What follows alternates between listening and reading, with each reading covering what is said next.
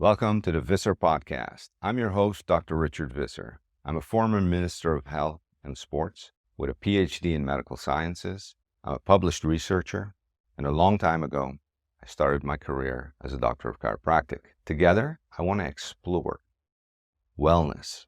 I want to explore longevity to get you to the best health you've ever known. So join me on this podcast.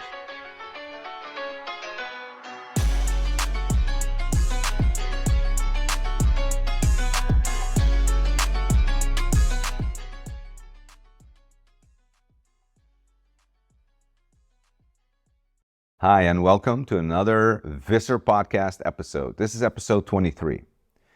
We're going to be discussing something that is critical to your health, critical to life, critical to longevity, lifespan, and health span, and to your immediate health, no matter what age. And it's called visceral fat. Now, what's the difference with these fats? Location, okay? So when we talk about subcutaneous fat, this is the fat that we feel in the arms, around the belly. We can pinch it, around kind of the boobs here, the butt, legs. That's visceral fat. We can actually liposuck a lot that away, right? But so it's the less dangerous fat, I would say, but it's the fat that we see. It's the fat where we look at a person and say, okay, that person's fat, that person's obese, that person, with the eye. However, there is a fat we cannot see, and this is the dangerous fat. Not because we can't see it, well, also because we can't see it, but because it's metabolically active. It's producing inflammation through the whole body. It's basically affecting our organs, from our liver to our pancreas to everything, our intestines, even our muscles. It's penetrating into our muscles. And it's causing all these organs to start malfunctioning, causing heart disease, cognitive decline in the brain, what I just had just now. All right. So cognitive decline, our chances of having a stroke, our chances of having a heart attack goes up, everything goes up. Cardiovascular disease, diabetes, cerebrovascular disease, everything. Cognitive decline, meaning, we start losing it up here. Everything. So we're going to go over why this happens, how it happens, and why we don't see it. I mean, one of the things we talked about in previous episodes is looking at skinny obese, people that look skinny, people that look good. And you have a lot of this in the Asian and Indian communities, but also everywhere, everyone. So you see someone that's looking good in their clothes, is skinny, might be even running a marathon, but has high visceral fat internally around the organs. This person is a ticking time bomb. All right, so let's look how we find this. How can we unmask it? Okay, so when we talk about visceral fat, it's the harmful fat. It's the one that is really, really dangerous. And how do we get it? Well, eating highly processed foods, pizza, chips, you name it, all the stuff that comes in bags, soda cans, Coke, Pepsi, Sprite, on and on. High carb diet. This is what causes it. Okay? And this is why we used to talk about fatty liver disease. Now we talk about non-alcoholic fatty liver disease. Why? Because in the past, which we spoke about in previous episodes, people that drank a lot of alcohol had fatty liver. Now we're seeing kids with fatty liver. They're not drinking. It's the carb consumption. It's the highly processed foods consumption. These kids are getting set to get diabetes. They're getting set to get heart disease. They're getting set to get cardiovascular and cerebrovascular incidents and more. All right?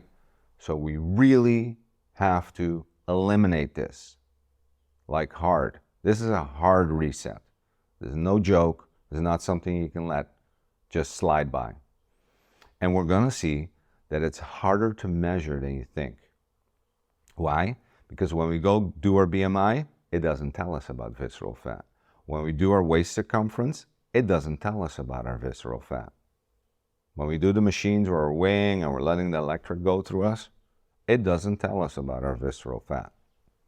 All right? So we're going to have to take a whole different approach to visceral fat. And we're going to have to take a very strong preventative approach to eliminating it. So, the cause of inflammation throughout the body from this visceral fat is because it's metabolically active. And here we got the release of cytokines, adipokines, that go through the body, start inflammation, and we know what happens. When we have this inflammation in our body, we get plaque deposits, we start getting arteries that start getting hardened and thickened. Why? Because it interacts with our LDL, with the bad LDL, the little ones, ApoB, which we had a whole episode over, and it just wreaks havoc everywhere, okay? It starts, messing with our arteries, with the blood flow, with the oxygen flow, not only to the body, but to the brain. So we're going to see this. So let's start, and again, caused by high carb diet, but especially processed foods. So we need to cut it, period. Okay. So when we look at studies by Amra, and we look at BMI measurements, and we see that, we can conceal the differences in body composition. So we're looking at an MRI that's cut at the belly button. So it's cut like right here. All right? So imagine that's cut, you're open, and we're looking at a slice, looking down. So we're going to see the whole periphery. That's your subcutaneous fat, the fat that you see, that you can feel, that you can, pinch. And then internally, the white, and the fat's always white, muscle is dark. Okay, so the white on the inside that you're seeing, that's the visceral fat. That's the dangerous fat. Okay, so we're going to really start looking at that, comparing the two, but looking at that. Okay, so for instance, here we have an MRI of 9 men, all with a BMI of 24. So their BMI is the same. All right, BMI again is a measurement of your weight, your height, calculation, and you get a BMI score. 24. So they have a body volume of fat ranging from 12.4 liters to 26.2 liters, with a visceral fat varying from 0.63, good, liters, to 3.7 liters. Bad. See that? I mean, it's a huge discrepancy. And these are all guys with the same BMI. So like I said before, BMI can't tell us what's happening with our visceral fat. Another group of 9 men, each with a waist circumference, so this is the waist part, of 84 centimeters, had visceral fat readings from 0.5 liter to 4.3 liters. Same waist. So can you tell it by the waist? No. Do we use waist? Yes. Physicians use waist as a measurement, as saying, hey, you're good, you're not good, hey, you got enough fat. Doesn't tell us a thing about visceral fat. It's hidden. It's the hidden assassin. Okay, so let's get into deeper. Here's a striking example. And here's a very good one, because when we want to look at twins. We got a pair of twins here, and we've got it colored. So pay attention to the green area, which is inside. That's the visceral fat on the inside. And we're looking at the real outside, and you can see the kind of the delineation. That's the subcutaneous fat. So that's like the looking fat. You can actually see the fat, the rolls, and everything. But let's focus on the green, the inside. Okay, so these are twin sisters, right? One is much heavier than the other. All right. The heavier one has a BMI of 39.4, morbid obese, and 112 centimeter waist. Okay, that's the heavier one. The lighter one has a BMI of 33.6, still bad, very bad, but better, much better than the sister, and a waist of 103 centimeters, much smaller waist. Yet, the latter has far fattier liver. All right? So the thinner sister has a fattier liver. 5.2% versus 1.8%. And more visceral fat. 4 liters versus 2.4 liters of visceral fat. So the the less heavy of the two heavy sisters has way more visceral fat than the heaviest heavy sister.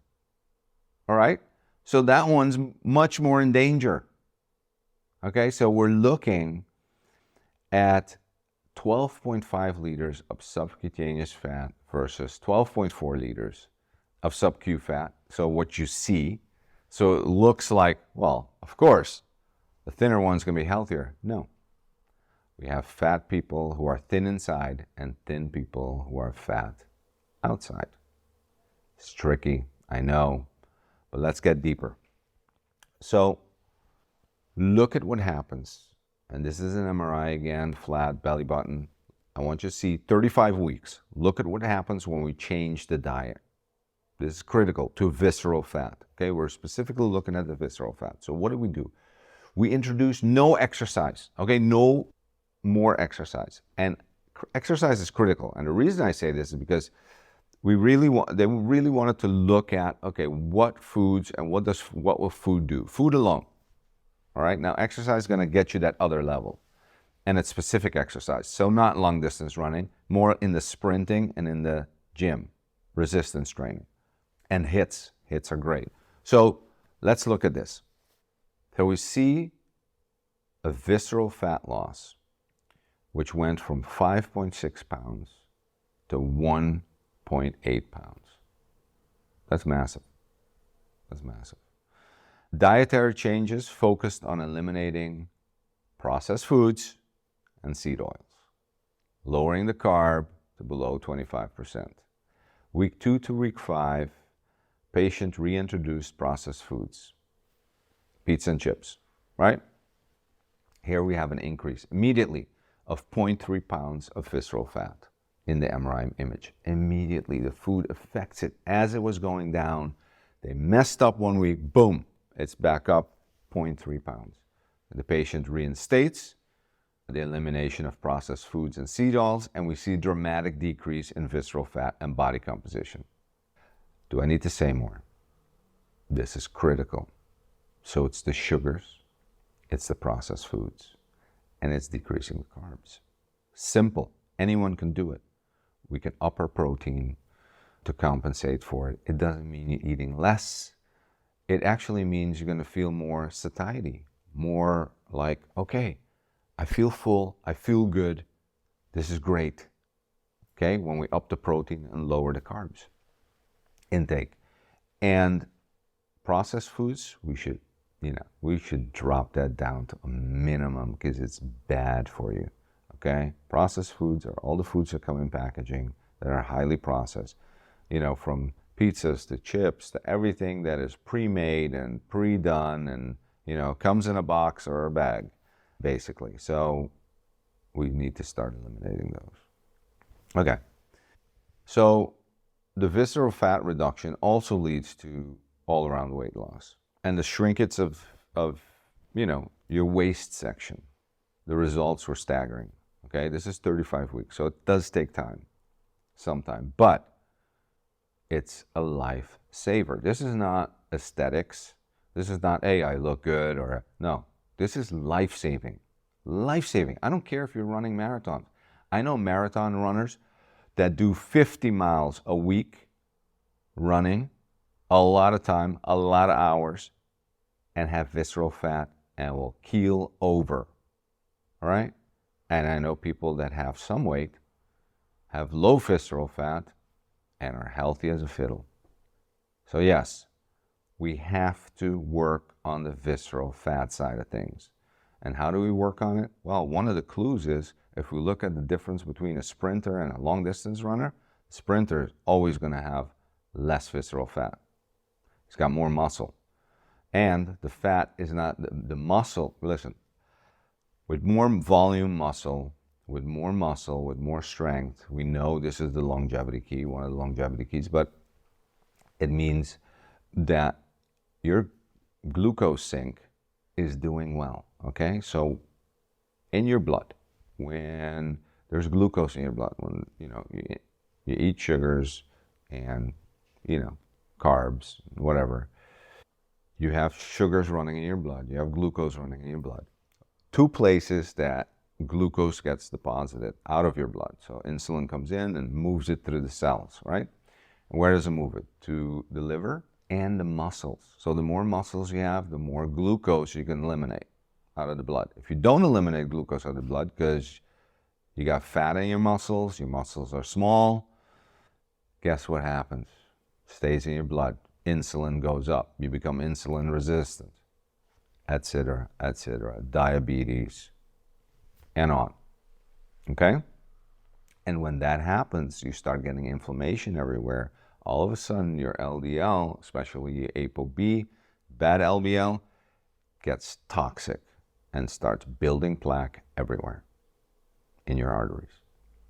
Okay, so one of the other things I want to show is another view of the arteries, vessels in your brain.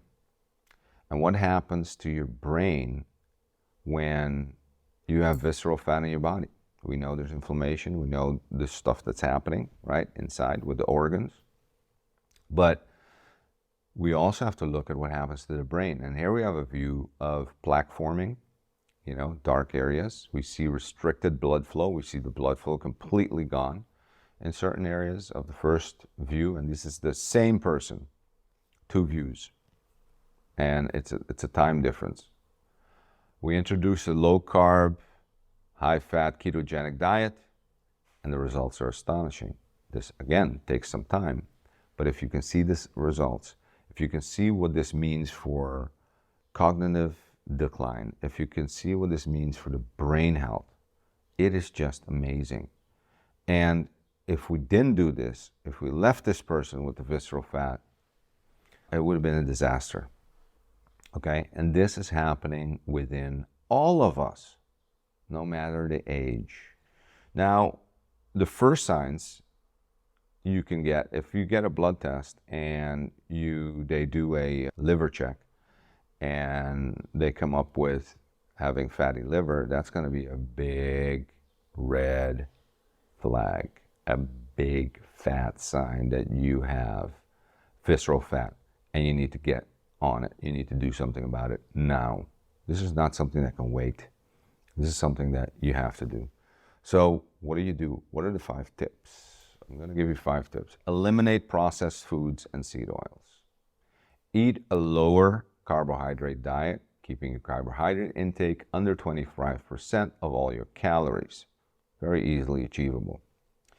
Carbohydrate sources need to be in their whole form. Think vegetables, think beans, think legumes, things like that. Okay? Increase your fat and protein intake, specifically your protein intake. And we talked about this. Increase your protein intake in the first meal of the day. May it be breakfast or if you're fasting, whatever is your first meal, it needs to be increased. We have a tendency to keep that low. Not good. Okay? We need, 2.5 grams of leucine to kickstart the anabolic cycle in the body. So we need that. We need that kickstart. If you are a vegan or you are plant-based, then you need to supplement with proteins and you need to supplement with, 8 vitamins, minerals that we've listed. If you go back to Keeping Your Weight Right episode, you'll see it there. We talk about it. We go in depth. So you need to consume more fermented foods. Gut biome plays a big role here. So this is, again, sauerkraut, kimchi, kefir, apple cider vinegar. This is, we talked, we have our 3 first episodes are about the gut biome. Critical role in digestion, critical role in also helping us eliminate, the harmful stuff out of our body. So, it eliminates the cravings for processed foods, sugars, etc. So I think one of the things that, it's going back to the foundation work. The foundation work is basically the first 12 episodes, 13 episodes that we did, that basically say, okay, how are we going to live longer? How are we going to live healthier? Foundation work comes back here, okay, which is get enough sleep, get out in the sunlight, do your HIIT training, sprinting, and gym training, reduce your cortisol levels. These are all biomarkers for illness. And when we have visceral fat, it's metabolically active. It's going to produce, inflammation throughout the body, and inflammation wreaks havoc on all our processes, all our cellular processes. Okay, so really get a grip on this. I think one of the things when we incorporate exercise, like I said before, distance running is not going to be my preferred exercise to go to. So when it comes to these myokines, you really want more of those to optimize your frame. So if you or somebody out there doing distance running, you're not getting those myokines released as much as when you do sprinting. So you should transition. I encourage all my clients to stop doing distance running and actually transition to sprinting, because you can go across the country and go into gyms and see all kinds of people running on treadmills, jogging, trying to lose weight, and they're just not maximizing their ability to lose that fat and to gain muscle. Now, if you are a distance runner, sorry, okay, do your thing, but make sure that your visceral fat is down. Make sure that you're doing some strength training to compensate, and make sure that you're really staying away from the foods we mentioned here, the ultra-processed foods, because no one's going to see it on you that you got visceral fat going on. And if you have visceral fat going on with less muscle mass because you're running long distances and you're doing that much running, it's going to affect you harder, quicker, and more intense than anyone else, right? So really get a grip on it, get it checked, look at it. For the rest of us, let's make some decisions in how we work out, and it doesn't need to be these huge workouts. If you're someone that says, listen, I don't want to be in the gym, I don't want to, okay, sprint, like full out sprint, start sprinting, changing your body composition by sprinting, by doing some hits, all right? So with visceral fat, we have a dilemma. Doing a limitless amount of cardio, jogging for an hour, 2 hours, whatever you want, on the treadmill is not gonna do the work. It's very ineffective, okay? Training, building muscle in the gym and hypertrophy training, it's not really building muscle, but keeping the muscle you have, is effective on the long term, because we're talking about, okay, we need, the glycogen sink. We need to be able to get rid of glucose in our blood. We need to have insulin control. So the whole metabolic health is key. So that's a long-term thing. So the protocol still stays, do 3 to 4 times a week, an hour in the gym of resistance training. You should start with that. Then we're looking at the zone 2 cardio, 30 minutes, the same amount of time, 3 to 4 times a week, for half an hour. And then really and that starts moving the visceral fat. Now, where you really incinerate the visceral fat, where you really make a big difference, that is with sprinting, what we talked about. And that is, you can do 30-second sprints, full out, and that is full. Or any type of aerobic type exercise, but sprinting is not aerobic, it's anaerobic. So really you're doing anaerobic because you're doing explosive movements. You can do that as far as hits, do 30 seconds, and then get your heart rate up completely as high as possible, and then slow down, come to a still stand, walk a little bit, take 3 minutes even to bring it back down to normal, and then do it again, 30 seconds. So you do this, it's a 15-minute max workout. You do this 30 seconds, rest 3 minutes, 30 seconds, rest 3 minutes, 30 seconds, etc. 4, 5 times. This incinerates visceral fat, gets rid of the belly, okay? And this is what we have to do. The long jogging, the long cycling, all that stuff, long, doesn't do diddly. Research is out, It's been out. So I wanted to present it. So you don't just hear it from me, but you read the research, okay? And there's tons of research on this. So really, bottom line is with the visceral fat, which is the most dangerous fat. How do we get rid of it? Well, first of all, we take the protocol as is with your zone 2 and your resistance training, but you add, and this is the most critical part for visceral fat, you add the sprints.